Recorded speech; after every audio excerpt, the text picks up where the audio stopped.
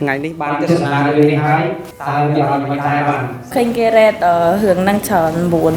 buồn cả lá rồi công vậy cả lại chân đừng là lo mười rệt buồn lên đó បាទខ្ញុំចូលចិត្តខ្លាំងហើយខ្ញុំសូមឲ្យបន្ទុក9 លើ 10 wow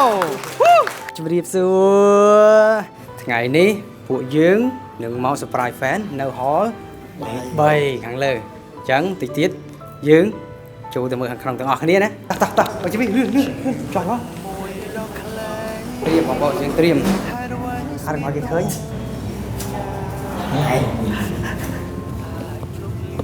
ចាំចាំចាំជាកាយកា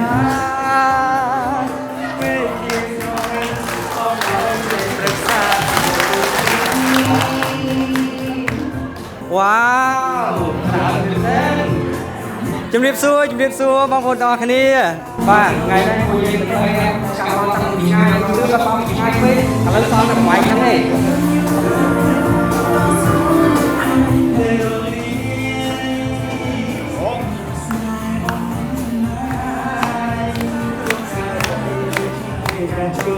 ហងចាក់បាច់វិញ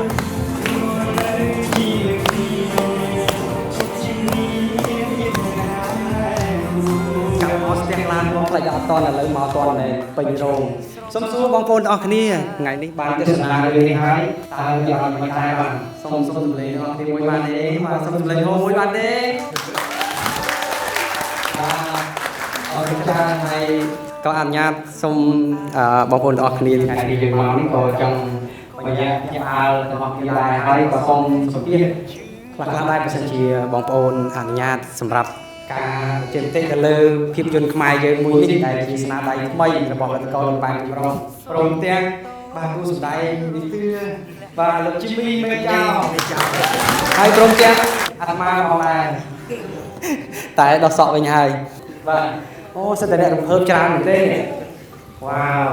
ច្រើនជាងម្សិលមិញទៀតខ្ញុំមកទីនេះស្មិញតិចនេះបន្តិចតែនេះច្រើនខ្លាំងមែនទេឡើងពេញក៏អីទាំងអស់ជំរាបសួរបងបាទអាចអនុញ្ញាតសុំសុភាពតែបានទេបាទអរគុណបងសម្រាប់រឿងនេះយើងចាប់ផ្ដើមពីដំបូងគិតថាមិនមែនជាការយល់សប្តិតែដល់ពេលហើយគាត់យល់សប្តិហើយទៅជាបែកសាច់រឿងមកវិញទៅជាលក្ខណៈថាលេងឈុតឲ្យតួកំប្លុកកំប្លែងមើលអញ្ចឹងហើយខ្ញុំគិតថាពួកគាត់ទប់សើចបានអូបាទសម្រាប់ខ្ញុំ8កន្លះហើយវាទាំងសាច់រឿងហើយទាំងការដឹកនាំនេះបាទ8កន្លះហើយអរគុណបងប្អូនអរគុណបាទខ្ញុំចូលចិត្តខ្លាំងចង់ឲ្យបងប្អូនខ្មែរយើងមកទស្សនាដើម្បីគ្រប់គ្រងរឿងខ្មែរយើងកាន់តែច្រើន